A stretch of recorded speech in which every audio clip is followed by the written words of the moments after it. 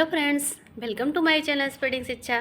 Friends, समाजशास्त्रीय अध्ययन उपागम के जो सूक्ष्म उपागम थे उसके अंतर्गत हम लोग एथनोमेथोडोलॉजी यानी कि जन विधि विज्ञान को पढ़ रहे थे, जिसमें हमने हैरोल्ड गारफिंकल के विचारों को देखा था कि उन्होंने इस सिद्धांत में अपना क्या क्या योगदान दिया है। तो हमने ये सब उनका कंप्लीट कर लिया था। तो उनकी जो मेन अवधारणाएं हैं जिनसे कि एग्ज़ाम में क्वेश्चन बनते हैं, तो उनकी मेन अवधारणाओं को आज हम देखेंगे। इसके पहले हमने इसके पहले वाली वीडियो में कंप्लीट कर लिया है। तो आज हम उनके जो उन्होंने मेन कॉन्सेप्ट दिए हैं तो उनको हम देखेंगे। तो फ्रेंड्स, चलिए शुरू करते हैं हम।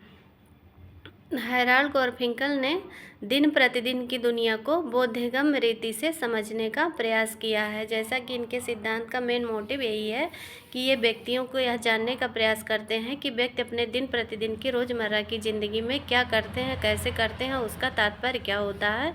तो ये उसको जानने का प्रयास करते हैं। तो इस सिद्धांत के निर्माण में उन्होंने सामाजिक दुनिया यानी सोशल वर्ल्ड को समझाने का प्रयास किया। जो सामाजिक दुनिया है, सोशल वर्ल्ड है, उसको उन्होंने अपने इस सिद्धांत के माध्यम से समझाने का प्रयास किया है। और ऐसा करने में वह पारस्परिक क्रिया और जन विधियों को काम में लाते हैं। ये कहते हैं जो ये दिन प्रतिदिन की दुनिया है, सोशल वर्ल्ड है, सामाजिक दुनिया है, उसको समझाने के लिए ये पारस्परिक क्रिया, जो व्यक्ति एक दूसरे के साथ मिलकर कोई क्रिया करते हैं, कोई बातचीत करते हैं, उसके माध्यम से ये समझाने का प्रयास करते हैं अपने सिद्धांत को। और जन विधियाँ जो मतलब समाज द्वारा जो कोई विधियाँ बनाई जाती हैं, जैसे नियम मानदंड, नियम कानून जो समाज में प्रचलित होते हैं, लोगों के ऊपर उन बनाते हैं कि ऐसे ऐसे समाज में रहना है तो इन्हीं विधियों का पालन करना है, जो हमारे रीति रिवाज हैं, मानदंड हैं। तो उनके माध्यम से और पारस्परिक क्रिया, इन दोनों के माध्यम से ये सोशल वर्ल्ड यानी सामाजिक दुनिया को समझाने का प्रयास करते हैं।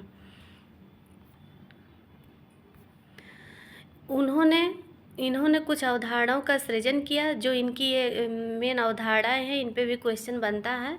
और GIC 2021 में क्वेश्चन बना था और इनकी ये चार अवधारणाओं को दे दिया गया था, जिसमें कि प्रलेखी विधि यानी डॉक्यूमेंट्री मेथड था, जिसे प्रलेखी विधि भी कहते हैं, और निर्देशिका जिसे इंडेक्सुअलिटी कहते हैं, और समान यथार्थ था, कॉमन रियलिटी।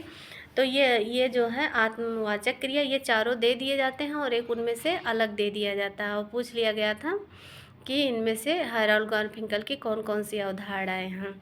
तो इनकी अवधारणाएं मस्ट हैं और इन्हीं अवधारणाओं बेस्ड क्वेश्चन बनता है इनसे एग्जाम में, तो ये काफ़ी इम्पॉर्टेंट है।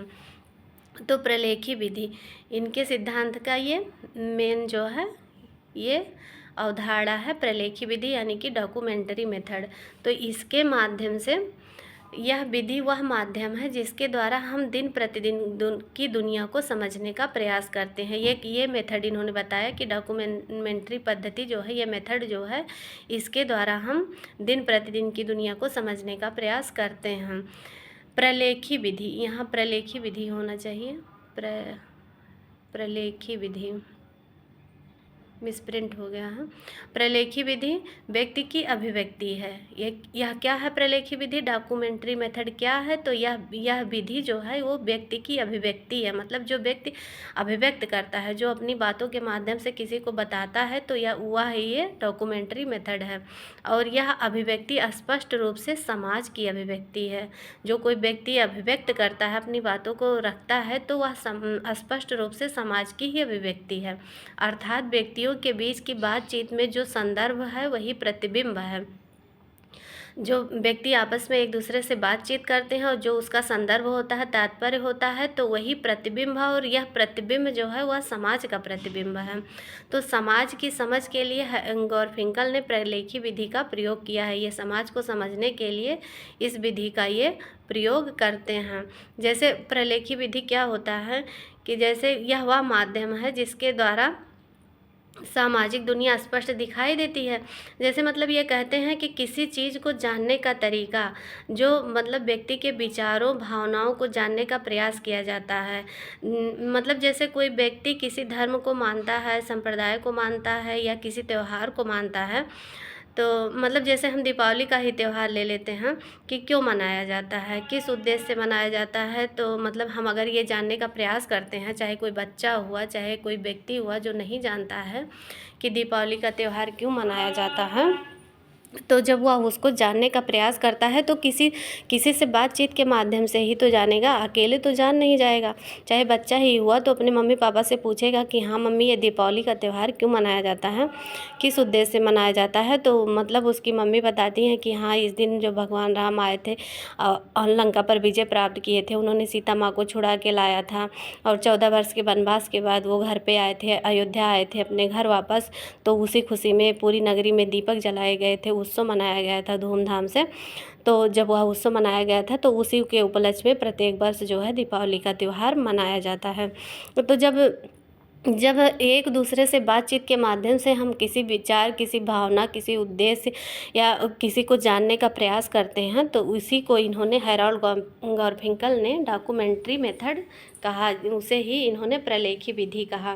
डॉक्यूमेंट्री मेथड क्या होता है, जैसे कोई पिक्चर भी बनती है तो किसी के जीवन पे बनती है, कोई ऑटोबायोग्राफी बनती है, फिल्म बनती है, तो कैसे बनती है, जब जिस पे फिल्म बनाना होता है, जैसे कोई महान क्रिकेटर हुआ या कोई महान व्यक्तित्व का आदमी हुआ, तो उस पर अगर कोई पिक्चर बनानी होती, फिल्म बनानी होती है, उसके बारे में बुक ही लिखनी होती है, तो वह व्यक्ति वहाँ जाता है, उस प्लेस पे जाता है जहाँ का वह व्यक्ति रहता है। तो उसके बारे में अगर व्यक्तियों से जब जानकारी इकट्ठा करता है, पूछता है कि हाँ कैसे क्या था इनका, तो जब उसके बारे में वह जानने का प्रयास करता है, किसी व्यक्ति के ही माध्यम से जानने का प्रयास करता है, जब आपस में एक दूसरे से अंतःक्रिया करते हैं, बातचीत करते हैं, तो उसी को इन्होंने डॉक्यूमेंट्री मेथड कहा है। अगला इनका कॉन्सेप्ट है आत्मवाचक क्रिया, रिफ्लेक्सिव एक्शन। रिफ्लेक्सिव एक्शन से क्या तात्पर्य है कि व्यक्ति जब किसी स्थिति में किसी क्रिया को करता है तो उसका अर्थ वह अपने अनुभव और बुद्धि के अनुसार देता है। जैसे कोई व्यक्ति होता है, जब कोई काम करता है तो अपने अनुभव और मतलब बौद्धिक क्षमता के अनुसार देता है। जैसे व्यक्ति देवी देवता को प्रसन्न करने के लिए कर्मकांड करता है तो उसका आत्मवाचक अभिप्राय होता है। कोई व्यक्ति जो भी कोई कार्य करता है तो उसका मतलब उसके आत्मा से, जो अपने मन से जो करता है, उसका सेल्फ मतलब उसके खुद का कोई ना कोई अभिप्राय जुड़ा होता है। जैसे वो भगवान उससे खुश रखेगा, जैसे वो पूजा पाठ करता है, कर्मकांड करता है, तो इस अभिप्राय से करता है, इस तात्पर्य से करता है कि अगर मैं पूजा पाठ करूँगा तो भगवान हमको खुश रखेंगे, हमारे सारे संकटों को दूर करेंगे। तो इसी तरह गारफिंकल के अनुसार मनुष्य की अधिकांश क्रियाएँ जो होती हैं वो आत्मवाचक होती हैं। जो मनुष्य क्रिया करता है, अधिकांशतः जो क्रियाएं करता है वह व्यक्ति की आत्मवाचक क्रियाएं होती हैं, जिसको इन्होंने रिफ्लेक्सिव एक्शन कहा है। व्यक्ति के लिए यह दुनिया ऐसी ही है जैसी वह अपने बोध के अनुसार समझता है। मतलब जैसे वह अपने बोध मतलब यहाँ ज्ञान या क्षमता होता है कि मतलब जितना जिसकी समझ होती है, जितना क्षमता होती है, उसी के अनुरूप वह उसको समझता है। यह दुनिया कैसी है, क्या है, तो वह अपनी अपनी क्षमता के अनुसार व्यक्ति समझता है। जैसे कोई व्यक्ति यह कहे कि भगवान के हाथ में कुछ नहीं है, जैसे कोई व्यक्ति कहता है, कुछ लोग जो आस्तिक मतलब होते हैं, नास्तिक होते हैं, वो भगवान को नहीं मानते हैं, तो कहते हैं कि ऐसा कुछ नहीं, भगवान कुछ नहीं है, ऐसा कुछ नहीं होता है, भगवान के हाथ में कुछ नहीं है, सब कुछ अपने हाथ में है, कर्म करो और उसका मतलब उसके बाद तुमको परिणाम अच्छा मिलेगा। तो सब व्यक्ति की क्रियाओं में है, वो कहता है कि अपने ही क्रियाओं में है, व्यक्ति के हाथ में है।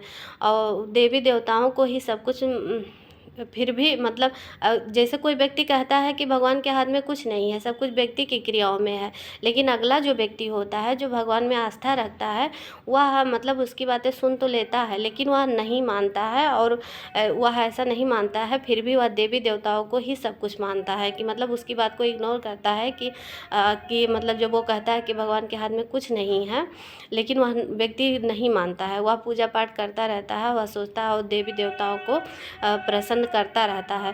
तो यही विरोधाभास होते हुए व्यक्ति अपने विश्वास पे अड़ा रहता है, यही आत्मवाचक क्रिया है। जैसे कोई व्यक्ति कह रहा है कि भगवान के हाथ में कुछ नहीं है और तुम कर्म करो, सब कुछ तुम्हारे हाथ में है, लेकिन वो अगला व्यक्ति नहीं मानता है। मतलब वो सोचता है कि ये ऐसे ही कह रहा है और मतलब मैं अब जो है अब भगवान को मानूंगा, मैं पूजा पाठ करूंगा, भगवान ज़रूर मेरा भला करेंगे। तो जो ये विरोधाभास होता है, एक व्यक्ति मतलब कहता है कि ऐसा कुछ नहीं है, भगवान के हाथ में कुछ नहीं है, और फिर भी वह व्यक्ति यह जानते हुए भी अपने अपने आत्मा से अपने आत्मा से अपने तत्पर रहता है कि नहीं, मैं भगवान पे विश्वास करूँगा ही। तो जो व्यक्ति का जो अपने आत्मवाचक क्रिया है, जो अपने आत्मा की सुनता है, अपने मन की सुनता है और उसके अनुसार जो क्रिया करता है, तो उसी को इन्होंने हेरोल्ड गारफिंकल ने रिफ्लेक्सिव एक्शन कहा है। जैसे कि हम ही लोग हैं, जैसे अब पूजा पाठ करते रहते हैं मन में, मतलब कभी कभी प्रैक्टिकल हो जाते हैं लाइफ में, सोचते हैं कि पता नहीं भगवान है भी कि नहीं भी हैं। फिर भी मतलब एक वो रहता है, अंदर से आता है कि अगर मतलब पूजा पाठ कर लेंगे, कुछ मना दना लेंगे तो हो सकता है हमारा भला हो जाए। तो वो जो अपने अंदर से वो आवाज़ आती है, जो अपने मन से व्यक्ति जो भी क्रिया करता है, तो उसी को ही इन्होंने आत्मवाचक क्रिया कहा है। निर्देशिका की क्या कहते हैं, ये इंडेस्केल्टी जिसको कहते हैं। तो निर्देशिका में मुद्राएं, शब्द, हाव भाव। मुद्राएं मतलब जैसे कोई व्यक्ति किस मुद्रा में है, देखने से ही पता चल जाता है कि वह व्यक्ति की कैसी मुद्रा है। यानी अगर उसके चेहरे पे खुशी है तो उसके हाव भाव से पता चल जाता है कि हाँ वह व्यक्ति खुश है। अगर वो थोड़ा सा मुरझाया हुआ है, चेहरा लटका हुआ है, तो ऐसा लगता है कि हाँ व्यक्ति मतलब दुखी है। तो जो ये निर्देशिका होती है, इसके अंतर्गत इन्होंने बताया कि जो मुद्राएं होते हैं, शब्द होते हैं, हाव भाव आदि जो प्रदर्शित किए जाते हैं, तो उसके इन्होंने उसे निर्देशिका के अंतर्गत बताया है। कि जैसे किसी व्यक्ति को आंख दिखाना मतलब गुस्सा होना, जैसे कोई मतलब किसी को देखे और ऐसे आंख दिखा दे, तो उसका मतलब क्या हुआ कि मतलब वो व्यक्ति क्रोधित है, मतलब ये काम हमको नहीं करना चाहिए, वो हमको आंख दिखा रहा है, इसका मतलब कुछ गलत है। तो निर्देशिका हमें निश्चित संदर्भ को बताती है। जो निर्देशिका इंडेस्केलिटी होती है वह हमें निश्चित संदर्भ को बताती है कि मतलब क्या तात्पर्य है इसका। इसी संदर्भ को ध्यान में रखकर व्यक्ति क्रिया करता है। जैसे कोई नेतृत्व करता होता है, जैसे कोई किसी पार्टी का लीडर हो, कोई नेता हो, या कोई आंदोलन कहीं कोई चला रहा हो, तो उसका जो लीडर होता है, नेतृत्व करता होता है, तो जब किसी चीज़ की मांग पूरी करने के हेतु हड़ताल करता है, तो वह अपने अनुयायियों से कहता है कि तुम काम करना बंद कर दो जब तक हमारी मांग पूरी ना हो। तो नेतृत्वकर्ता जो होता है उसके द्वारा ऐसा कहना अनुयायियों के लिए क्या होगा, वो निर्देशिका का काम करेगा। जैसे मतलब उसको एक निर्देश दिया जा रहा है, तो वो उसके लिए अनुयायियों के लिए उस नेतृत्वकर्ता का आदेश जो होगा वो निर्देशिका का काम करेगा। जैसे कोई व्यक्ति कोई एक्शन करता है, उसके हाव भाव से पता चलता है कि वह क्या चाहता है। तो जैसे कोई व्यक्ति है वह खूब गुस्साया है, और अब गुस्साया है कैसे पता चलेगा, तो उसके हाव भाव से ही तो हम जानेंगे कि हाँ वो गुस्साया है। जैसे कि मतलब उसकी भौहें तनी हो, आंखें लाल किया हो और मुट्ठी भींच रहा हो, कि मतलब अभी गुस्से से ऐसा लगे कि अभी उठा के पटक ही देगा। तो ये सब इन्होंने निर्देशिका के ही अंतर्गत बताया है कि जो व्यक्ति के हाव भाव होते हैं, जो उसके मुद्राएं होती हैं, जैसा वह अपने शरीर से, चेहरे से जो भी हाव भाव प्रकट करता है, तो वो सब इन्होंने निर्देशिका के अंतर्गत बताया है हेरोल्ड गारफिंकल ने। अगला इनका कॉन्सेप्ट है, मतलब अब तो इनके कॉन्सेप्ट लगभग ख़त्म हो, इसमें एक कॉन्सेप्ट और था शायद, कॉमन रियलिटी, शायद मिसप्रिंट हो गया है, इंडेस्केलिटी, और एक है कॉमन रियलिटी, तो इसमें शायद नहीं है, फिर भी हम ऐसे बता देते हैं। इनका चौथा कॉन्सेप्ट है समान यथार्थता,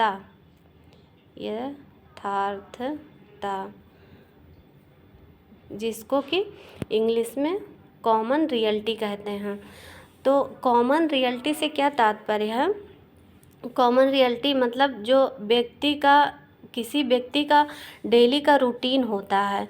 कॉमन रियलिटी वही होता है, जैसे कोई व्यक्ति है उसका डेली रूटीन क्या है, तो उसको जब उसके बारे में जाना जाता है तो उसको ही ये हैरोल्ड गोम्पेकर कॉमन रियलिटी कहते हैं। कि जैसे कोई व्यक्ति है, जैसे आजकल तो ट्रेंड चला है ब्लॉग बनाने का, तो जैसे उठते मतलब कोई ब्लॉग बनाता है तो बताता है कि आज मैं उठा, आज मैं मतलब नहाया धोया, ब्रश किया, मंजन किया, उसके बाद पढ़ाई की, उस एक्सरसाइज किया, उसके बाद मतलब मैं स्कूल चला गया। तो उससे क्या पता चला कि मतलब ये कोई मतलब बच्चा है जो पढ़ाई करने वाला है। उसके डेली रूटीन से हमें पता चल गया कि हाँ, ये पढ़ाई लिखाई करने वाला कोई बालक है। तो जब उसके बारे में ये हमें पता चल जाता है कि हाँ, कोई बालक है जो मतलब पढ़ाई लिखाई करता है, तो इसे ही इन्होंने कॉमन रियलिटी कहा है। जैसे मतलब जैसे किसी एक व्यक्ति के बारे में जानना ही, उसकी दिनचर्या को जानना, उसकी डेली रूटीन को जानना ही इन्होंने उसको कॉमन रियलिटी कहा है। वास्तविकता को जानना जो कॉमन होता है, जो सब में समान रूप से पाया जाता है, तो उसी को इन्होंने कॉमन रियलिटी कहा है। जैसे कोई व्यक्ति है तो उसका डेली रूटीन क्या है, वो सुबह उठा, नहाया धोया, स्नान किया, पूजा पाठ किया, उसके बाद भगवान का भजन कीर्तन किया, मंदिर गया, प्रसाद चढ़ाया, दान पुण्य किया। तो इससे क्या पता चला, इससे यही पता चला कि ये व्यक्ति की दिनचर्या से पता चला कि ये कोई धार्मिक व्यक्ति है, कोई पूजा पाठ करने वाला व्यक्ति है। तो जब ऐसे किसी व्यक्ति की दिनचर्या से, किसी व्यक्ति के डेली रूटीन से हमें पता चलता है कि उस व्यक्ति की लाइफ कैसी है, और वह व्यक्ति के लाइफ स्टाइल से ही हमें पता चल जाता है कि वह व्यक्ति किस प्रकार का है, तो उसे ही इन्होंने समान यथार्थता कहा है। यथार्थता यानी कॉमन रियलिटी कहा है। तो अब हम इनके सिद्धांत के पूरे सिद्धांत का कॉन्क्लूजन देख लेते हैं कि इनके पूरे सिद्धांत का मेन तात्पर्य क्या है, इस सिद्धांत से क्या निष्कर्ष निकलता है। तो गौरफिंकल ने अपने सिद्धांत के निर्माण में कोई बहुत बड़ा साहित्य तैयार कर लिया हो, ऐसा नहीं है। इनके सिद्धांत का यह मतलब नहीं है कि इन्होंने बहुत बड़ा ग्रंथ तैयार कर लिया हो, बहुत बड़ा सिद्धांत बना लिया हो, तो ऐसा नहीं है। इन्होंने पारस्परिक क्रिया तथा प्रघटनावाद को जोड़कर जन विधि सिद्धांत को बनाया है। इन्होंने पारस्परिक क्रिया, जो व्यक्ति एक दूसरे से इंटरेक्ट करते हैं, जो आपस में अंतः क्रिया करते हैं, और प्रघटनावाद जो कि फेनोमेनोलॉजी होता है, तो उसको जोड़कर इन्होंने जन विधि सिद्धांत यानी कि एथनोमेथोडोलॉजी को बनाया है। यह वह विधि है जिसके माध्यम से लोग सामाजिक यथार्थ को समझने का प्रयास करते हैं। जैसा कि अभी हमने कॉमन रियलिटी के बारे में बताया ना, कि व्यक्ति की दिनचर्या के बारे में हमें पता चलता है, कैसे उसकी दिनचर्या है, कैसे उसका रूटीन है, कैसे उस व्यक्ति के बारे में हम जान लेते हैं। तो उसी को इन्होंने, जिसके माध्यम से लोग सामाजिक यथार्थ को समझने का प्रयास करते हैं, तो वही यह विधि है जो इन्होंने जन विधि का सिद्धांत दिया है। तो वो जो है सामाजिक यथार्थ को समझने का ही प्रयास करते हैं जन विधि के माध्यम से, जो इनका सिद्धांत है। और व्यक्ति समाज को समझने का प्रयास पारस्परिक क्रियाओं द्वारा ही करता है। जो कोई व्यक्ति होता है, तो समाज को समझने का प्रयास, पूरे समाज को जब हम समझते हैं तो इन्हीं पारस्परिक क्रियाओं के द्वारा ही समझा जाता है। तो आगे हम इनसे रिलेटिव जो एग्ज़ाम में क्वेश्चन बने हैं तो उनको भी देखना चाहेंगे, क्योंकि क्वेश्चन से थोड़ा सा कॉन्सेप्ट समझने में ज़्यादा आसानी होती है। तो हम देख लेते हैं, क्वेश्चन बने ही हाल ही के एग्ज़ाम में क्वेश्चन बने हैं।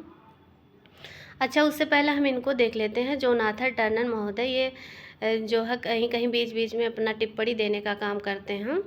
अक्सर ये बीच में इनका तो ऐसे स्टेटमेंट बेस्ड क्वेश्चन इनका आ भी जाता है, तो इनको देख लेते हैं। इन्होंने क्या कहा, जोनाथन टर्नर ने क्या कहा। इन्होंने पारस्परिक क्रियाओं के विश्लेषण में हाव भाव और मुद्राओं के अतिरिक्त भाषा पर भी जोर दिया है। ये क्या कहते हैं, ये भाषा पर भी जोर दिए हैं हम। इन्होंने पारस्परिक क्रियाओं, जो व्यक्ति आपस में पारस्परिक क्रिया करते हैं, तो उसके विश्लेषण में ये क्या बताते हैं, हाव भाव और मुद्राओं के अतिरिक्त, जैसा कि हैरोल्ड गोरफिंकल ने हाव भाव, मुद्रा ये सब बताया था, व्यक्ति की हाव भाव और मुद्राओं को बताया था, तो उसके अतिरिक्त ये भाषा पर भी जोर देते हैं। और यह भाषा के माध्यम से ही लोगों ये कहते हैं कि भाषा है ये ऐसा माध्यम है जिसके द्वारा ही लोग पारस्परिक क्रियाएं होती हैं। लोगों के बीच जो पारस्परिक क्रियाएं होती हैं वो भाषा के ही माध्यम से होती हैं। तो अगर भाषा पूछ ले, भाषा मस्ट करके पूछ ले कौन भाषा को मानते हैं पारस्परिक क्रियाओं के विश्लेषण में, तो जोनाथन टर्नर को हम लोग जानेंगे। अब क्वेश्चन है इनका, एथनोमेथोडोलॉजी का पहली बार प्रयोग कब किया गया है। ये क्वेश्चन काफ़ी ही कन्फ्यूजन क्रिएट करता है कि कभी मतलब कहीं कहीं 1940 आता है, कहीं 1960 या, तो ये फाइनली जो है ये आंसर आरटेट में जो एग्ज़ाम 2023 में ये बना था तो उसमें 1970 आंसर माना गया है। अगला क्वेश्चन है, प्रतिवर्त तरीके से उत्तरदायी यानी कि रिफ्लेक्सिवली अकाउंटेबल किस उपागम का केंद्रीय दृष्टिकोण है।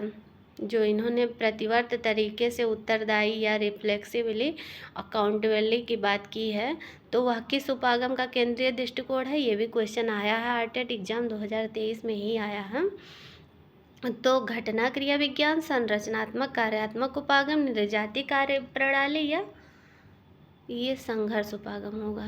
संघर्ष उपागम है, ये मिसप्रिंट हो गया, संघर्ष उपागम। तो हमारा आंसर है निर्जाति कार्य प्रणाली यानी कि एथनोमेथोडोलॉजी।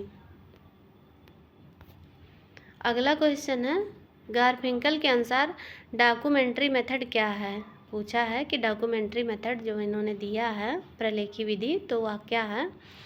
लिखित अभिलेखों का अध्ययन, आंकड़ों का सांख्यिकीय वर्णन, समाज के विश्लेषण के लिए गणना का एक तरीका, या आंकड़ों के संकलन की व्यवस्थित विधि। तो हमारा आंसर है समाज के विश्लेषण के लिए गणना का एक तरीका। इसी को इन्होंने डॉक्यूमेंट्री मेथड कहा है। अगला क्वेश्चन है, लोक विधि विज्ञान में अर्थ का संदर्भ क्या है। अर्थ का संदर्भ यानी कि मीनिंग का संदर्भ क्या है लोक विधि विज्ञान में, एथनोमेथोडोलॉजी में मीनिंग का क्या संदर्भ है।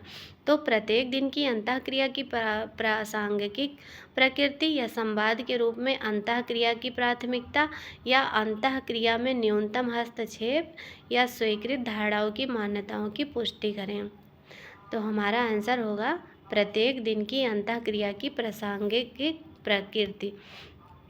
जो इसका आंसर है लोक विधि विज्ञान में अर्थ यानी मीनिंग का क्या संदर्भ है।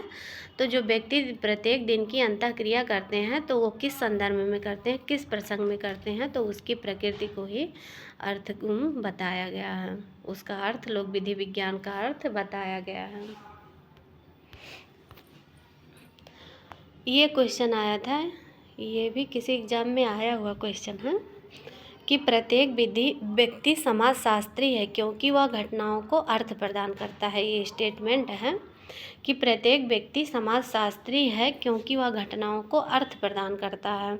तो ये किसका स्टेटमेंट है।